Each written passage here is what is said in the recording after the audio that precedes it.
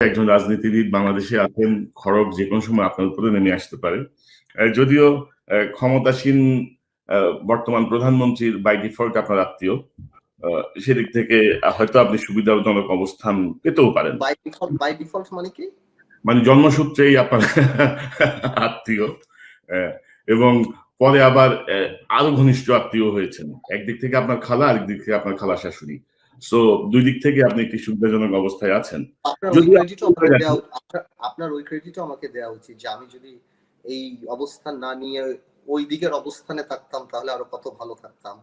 মানে আজকের যে লোভের দিনে, চুরির দিনে এবং যে আকাঙ্ক্ষা, বাসনা, অর্থ কামাই করার বা ক্ষমতার দাপট দেখানো, আমি যে স্বেচ্ছায় সেদিকে নেই বা 12 বছর থাকিনি, আপনার সেই ক্রেডিটটাও আমাকে দেওয়া উচিত। জি, আপনি সেদিকে গেলে হয়তো আপনি অর্থবিত্ত প্রতিপত্তি কামাইতে পারতেন, হয়তো মন্ত্রী হইতে পারতেন, হয়তো অনেক সুযোগ সুবিধা পেতেন। কিন্তু জনগণ এখনো আপনাকে যে পরিমাণ ভালোবাসে বা ট্রাস্ট করে, সেটি থেকে আপনি আর কিছু লাগবে না। আমি উচ্চ আদালতের আরেকটি বেঞ্চ বিচারপতি জেবিএম হাসান এবং খায়রুল আলমের সমন্বয়ে গঠিত বেঞ্চ, সেই বেঞ্চ ভাস্কর্য বিষয়ে জনমনের বিভ্রান্তি দূর করতে ইসলামিক ফাউন্ডেশনের মহাপরিচালক এবং জাতীয় বায়তুল মোকাররমের খতিবকে তাদের বক্তব্য গণমাধ্যমে প্রচার করার নির্দেশ দিয়েছে। একটা গ্রুপ কিন্তু বলছে যে এগুলো সব জায়েজ, একটা গ্রুপ বলছে যে না এগুলো না। এই টোটাল বিষয়টা আপনি কিভাবে দেখেন, ইনক্লুডিং দিস জাজমেন্ট? সবচেয়ে বড় ব্যাপারটা হলো কি, যারা এই মূর্তি বা ভাস্কর্য নিয়ে কথা বলছে তাদের মধ্যে একটা গ্রুপ আছেন যে ওনারা নাস্তিক এবং অ্যান্টি ইসলাম। সো অ্যান্টি ইসলাম এবং নাস্তিকরা, আপনি গণজাগরণ থেকেই দেখেছেন যে ওই গণজাগরণের উপরে ভর করেও অনেকে, পুরোটা না, তাদের স্পিরিট ছিল রাজাকারদের বিরুদ্ধে, বাট একটা বড় গ্রুপ ছিল যাদের কাজই ছিল ইসলামকে কিভাবে ড্যামেজ করা যায়, এই হুজুরদের বা আলেম সমাজকে কিভাবে অপমান করা যায়, এই একটা প্রয়াস নাস্তিক এবং এন্টি ইসলামদের থাকে। আমি কারো নাম নিব না, এর একটা গ্রুপ আছেন, আপনি জানেন। আচ্ছা, আরেকটা গ্রুপ আছেন, আপনি দেখবেন ওনারা কনফিউজড। কেউ যদি জেনুইনলি বিলিভ করে যে মূর্তি আর ভাস্কর্যের মধ্যে পার্থক্য আছে এবং মূর্তির অবস্থান কি এবং ভাস্কর্যের অবস্থান কি, তাহলে I have all my sympathy. ওনারা যদি চেক করে বা ওনারা যদি খুঁজে বের করতে চায় সেটা অন্য কথা। কিন্তু ওনারা যদি কোনো দলকে খুশি করার জন্য বা রাজনৈতিক পজিশনটা ঠিক করার জন্য এই পদক্ষেপটা নেয়, তাহলে সেই বিচার আল্লাহর উপরে ছেড়ে দেওয়াই বেটার। আর আমি পার্সোনালি মনে করি দুইটা জিনিসই মানা, মূর্তি এবং ভাস্কর্য এবং স্কাল্পচার বা যাই বলেন আপনি, এছাড়া ছবি আঁকা বা যে কোনো জিনিস কি করা, এটা অনেক আগেই সেটেলড। বা আমার অনেক সীমিত জ্ঞান ইসলাম সম্পর্কে, বাট আমি মনে করি যে এই দুটেই মানা করা আছে।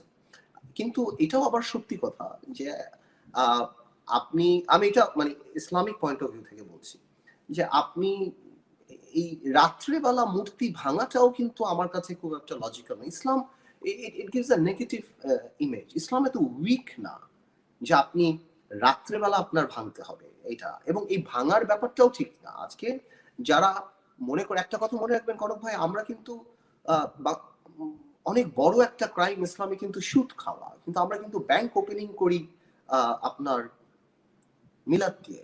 হ্যাঁ, এই দেশে সিনেমা হল ওপেনিং হয়, এই দেশে অনেক কিছুই, অনেক আল্লাহর অনেক বড় বড় হারাম এবং মানা করার জিনিস কিন্তু আমরা সামাজিকভাবে গ্রহণ করে নিয়েছি। এটা কিন্তু আপনি অস্বীকার করতে পারবেন না। আপনি সুদের কারখানা ইসলামে আছেন যে আপনার ইবাদত কবুল হওয়ার জন্য আপনার হালাল রুজি ইম্পর্টেন্ট। তো সেখানে আপনি হারাম কামাই দিয়ে জাকাতও হবে না, কিছুই হবে না, বাট আমরা কিন্তু সামাজিকভাবে মেনে নিচ্ছি। তো প্রবলেম চলে, এর মানে এই না যে আমরা কোনো কিছুতে প্রোটেস্ট করতে পারবো না। অফকোর্স মূর্তি বা ভাস্কর্য নিয়ে প্রোটেস্ট করা যেতে পারে, এবং সেই ক্ষেত্রে যারা এটাতে বিশ্বাস করে না ওনাদের আলেম সমাজকে জাজমেন্টাল হয়ে কাউকে তালেবান, রাজাকার এগুলি বলা ঠিক না। বিকজ ওনারা বা আমি সহ আমরা আমাদের বিশ্বাস থেকে কথা বলছি, বাট তার মানে এই না আমার মনে হয় যে রাতের বেলা এটা ভেঙে ফেলাটাও আমার কাছে লজিক্যাল মনে হয়। এখন হঠাৎ করে যে ভাস্কর্যের বিষয়টা নিয়ে এই যে মুখোমুখি অবস্থানে ইসলামী দল, আমি এর আগেও একটা টক শোতে মুনির হায়দার সাহেবের ওখানে বলেছি, আমার কাছে এটা মনে হয়েছে যে এটা একটা ফাঁদে পা দিয়েছে আপনার হেফাজত ইসলাম। বিকজ ওয়েস্টের কারণে এখন আমেরিকাতে নতুন সরকার এসেছে, সব কারণেই একটা সময় ছিল এই সরকার সবসময় জাতি বিভক্ত প্রক্রিয়ায় যেত, আপনার মনে আছে এর আগেও সবসময় তারা গিয়েছেন। এখন তারা হয়তো মনে করছেন যে আমরা যদি দুনিয়াকে দেখাতে পারি যে আমাদের ছাড়াও এই দেশে যদি কোনো অপশন থাকে, অ্যান্ড দ্যাট অপশন ইজ মৌলবাদী বা উগ্র যারা আছেন ইসলামপন্থী। আর আপনি জানেন ওয়েস্টের এদের ব্যাপারে একটা অ্যালার্জি আছে। তো এই জন্য এই ডেমনস্ট্রেশন গুলি করার সুযোগ তো সরকারই করে দিয়েছে, কারণ আমরা তো নামতে পারিনি, আমরা কখনো নামতে পারি না, মানে কোনো মফস্বলে নামতে পারি না। বিএনপি যখনই কোনো প্রোগ্রাম দেয় ঘরে থাকতে পারে না, বাস ট্রাক সব বন্ধ হয়ে যায়, হোটেল বন্ধ হয়ে যায়। সেখানে হেফাজত ইসলাম এত বড় বড় মিছিল করছেন, এত মানুষ আসছেন, সেগুলি বড় করে ফেলা হচ্ছে, এবং ওয়েস্ট যখন শুনছে যে এই ডেমনস্ট্রেশন হচ্ছে একটা স্ট্যাচুর বিরুদ্ধে, বা স্ট্যাচু হবে কি হবে না, ইউরোপ আমেরিকাতে তো রাস্তায় রাস্তায় স্ট্যাচু, ওনাদের কাছে তো ডেফিনেটলি এই জিনিসটা একটু অন্যরকম মনে হচ্ছে। আমার মনে হচ্ছে ইটস বেসিক্যালি পলিটিক্স ছাড়াও কিছু, আর কিছুই না। তো সেই জায়গাটায় এখন আমাদের হেফাজত ইসলাম বা আলেম সমাজ যারা প্রতিবাদ করছেন তাদের ব্যাপারে আপনার পরামর্শ কি রাজনীতিবিদ হিসেবে? না, আমার ব্যাপারে পরিবর্তন দিয়ে এনাদেরকে আসলে পলিটিক্স আসা উচিত। এনারা যদি এনাদের কাঙ্ক্ষিত লক্ষ্যে পৌঁছাতে চায়, বা if they want to be hard, politics আসবে। বিকজ এনারা ওই শাপলা চত্বরের মোড়ের যখন ওনাদের কান ধরে উঠিয়েছে, বসিয়েছে, এই করেছে, আমার মনে আছে আমি আলামা শফি সাহেবকে নিয়ে সর্বপ্রথম পার্লামেন্ট ওনার পক্ষে বক্তৃতা দিয়েছিলাম, যে উনি হেলিকপ্টারে আসলে এত গা জ্বলে কেন। তোফায়েল আহমেদ সাহেব যে ভোলা 50 বা হেলিকপ্টারে যেতে জিজ্ঞেস করেন, আপনার মনে আছে? জি। আমার কথা না, আমরা বলেছিলাম ও ইসলামের পক্ষে কথা বললে ডেফিনেটলি আমরা আমি আমারটা বলতে পারি, আমি আমার লিমিটেড নলেজ থেকে আমি সাপোর্ট করবো, কিন্তু একটা ওয়ে আছে। আপনি যদি আপনার দাবি নিতে চান, আওয়ামী লীগ পলিটিক্যাল পার্টি ক্ষমতায়, আপনাদের আলেম সমাজ অনেক মানুষ আছে, আপনারা সুন্দর করে এই জিনিসটা উপস্থাপন করেন, কথা বলেন। আওয়ামী লীগ যেহেতু ভোটের চিন্তা যদি করতো, তাহলে অফকোর্স আপনাদের কওমি মাদ্রাসা করেছে না, করেছে। তো in that case there are ways যে আপনারা কি করবেন। কিন্তু এইভাবে যদি আপনারা বলেন যে ভেঙে ফেলবো, উড়িয়ে ফেলবো, এই করবো, আপনারা তো ভাঙতে পারেন নাই, আপনারা আগেও পারেন নাই, আপনারা কখনো করতে পারেন নাই। আপনারা আগেও চেষ্টা করেছেন, আপনাদের যথেষ্ট অপমান করেছে সেই চত্বরে, আবার কয়েকদিন পর আপনারা সরকারের সাথে আতাত করেছেন, এটা তো সত্যি কথা, তাই না? তো ওই ট্রাস্টটাও তো এখন মানুষ করে না, যে আপনারা একটু মিটিং টিটিং করবেন আবার আপনারা চলে যাবেন। আমার কথা হলো, ওনাদের দাবির সাথে আমি একমত যে মূর্তি এটা না করলে ভালো হয়, এটা বেটার হয়, কিন্তু দাবি আদায় প্রক্রিয়াটা আমার মনে হয় আরো সুন্দর করে পলিটিক্যালি করা যায়। যেমন ওরা 5টা প্রস্তাব দিয়েছে, ওয়াই ডু ইউ কনফিউজ? আপনি একটা প্রস্তাব দেন। আপনি 5টা প্রস্তাবের জায়গায় আওয়ামী লীগ অনেক বড় পলিটিক্যাল পার্টি, 4টা নিচের যদি মেনে প্রথমটা রেখে দেয়, তো আপনি কিছুই পাবেন না, কারণ সংখ্যায় তো দেখা যাবে ওই 4টা আমি মেনেছি, একটা আমি মানি। আপনি আমার কথা বুঝতে পারছেন? আমরা ফোকাস করা দরকার। ওনারা তো আলেম মানুষ, ওনারা ইসলাম আমাদের চেয়ে অনেক বেশি জানেন, অনেক কিছু জানেন। ইনশাল্লাহ ওনারা যদি ঠিক করে বলেন, গভর্নমেন্টের সাথে কথা বলেন, government at the end of the day Awami League এখন ভোটে থাকুক না থাকুক, কিছু না কিছু জায়গায় তো ইমেজের চিন্তা করে। এছাড়া আর ভাস্কর্য কি আর মূর্তি কি, ভাই এটা সবাই জানে। এখন কেউ যদি জেনেও না জানার ভান করে, সেটা তার প্রবলেম। মানে ইসলামে ক্লিয়ারলি লেখা। তবে ধরুন আওয়ামী লীগের প্রতি আসলে আস্থা কম মানুষের, কারণ ইতিমধ্যে যা দেখেছে সবাই যে আওয়ামী লীগ তার প্রয়োজনেই সবকিছু হ্যাঁ হ্যাঁ করে, পরে আবার সবই বিগড়ায় যায়। হেফাজতের সঙ্গে 5 দফা চুক্তি ছিল না, লিখিত চুক্তি তো ছিল। তো এখন আবার কি চুক্তি করবে, এখন আবার কি প্রস্তাবনা, এখন আবার কি মানামানি কি হবে? প্রস্তাব তো হেফাজত দিচ্ছে, আমার কথা চলছে হেফাজত হেফাজত যদি প্রথমে প্রেস কনফারেন্স করে দাবিগুলি করতো, তাহলে তার আওয়ামী লীগের ইচ্ছা পূরণ হতো না, তাহলে তো লক্ষ লোক নামতো না, বিদেশিরা ভয় পেত না, এই আলাপটা এখন হতো না। সো আমার এই আওয়ামী লীগের পারপাস সার্ভ হয়ে গেছে, এখন দেখবেন এই ইস্যু খুব শীঘ্রই শেষ হয়ে গেছে। এই যে হাইকোর্ট যেহেতু একটা ডাইরেক্টিভ দিয়েছে ইসলামিক ফাউন্ডেশন এবং বাইতুল মোকাররমের খতিবকে, ওনারা আমাকে যদি ইসলামিক ফাউন্ডেশন অবাক করে দেয়, আমি সেই অবাক হওয়াটাতে খুব খুশি হব। না, আমারও মনে হয় যে তাই হবে, যে এরা সব জায়েজ কিভাবে ঘোষণা করে, আমি সেটি দেখার অপেক্ষায় আছি। তো আপনি বলছিলেন এই যে কুষ্টিয়ায় যে মূর্তি ভাঙচুরের যে প্রসঙ্গটি এসছে, আপনি একজন দক্ষ ব্যারিস্টার, আপনি অনেক মামলা হ্যান্ডেল করেন, আপনি সাইকোলজি বুঝেন, আপনি ক্রিমিনোলজি বোঝেন। তো সেই জায়গাটা আপনার কি মনে হয়েছে? ধরুন আমি যতটুকু ফুটেজ দেখেছি, তারা যে ভাঙতে এসেছে, বলা হচ্ছে যারা ভেঙেছে তারাই কি ভেঙেছে আপনি মনে করেন? তাদের যে বডি, যারা ভেঙেছে তারা তো ভেঙেছে, এবার যারা ভেঙেছে তারা কারা সেটা আমি জানি না।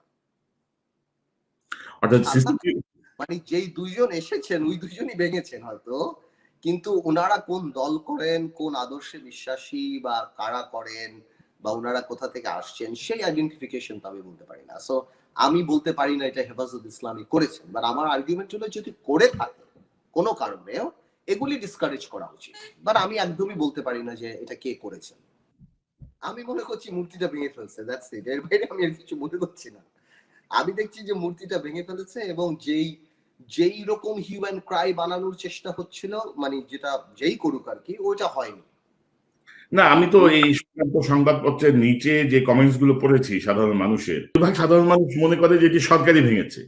আমি সেটাই বলছি যে আমরা তো ওরকম সুইপিং কমেন্ট করতে পারি না যে এটা সরকারি ভেঙেছে। আমরা ওই ডাউটটা দিতে পারি, কারণ আমি তো আর 100% না সরকারের। তবে সরকারের বেনিফিট হয়েছে এই ঘটনাটা, আমি সেটা বলতে পারি।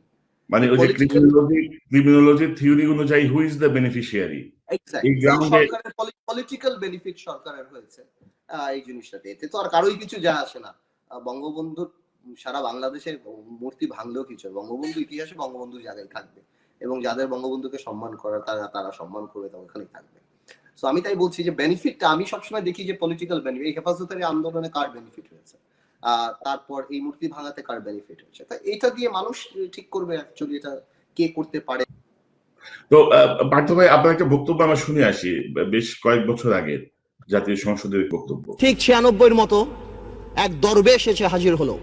মনে স্পিকার, এটাকে আইসোলেটেডলি করে দেখলে হবে না।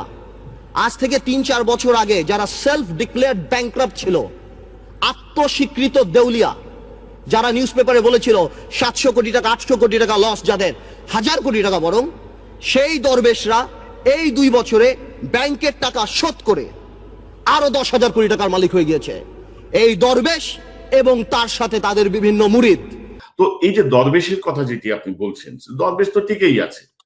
দরবেশ তো ধরুন সেই সময় থেকেও টিকে আছে, এখনো টিকে আছে, এখনো চলে যাচ্ছে। বরং আরো কয়েকশো দরবেশের সৃষ্টি হয়েছে, বা কয়েক হাজার দরবেশের সৃষ্টি হয়েছে।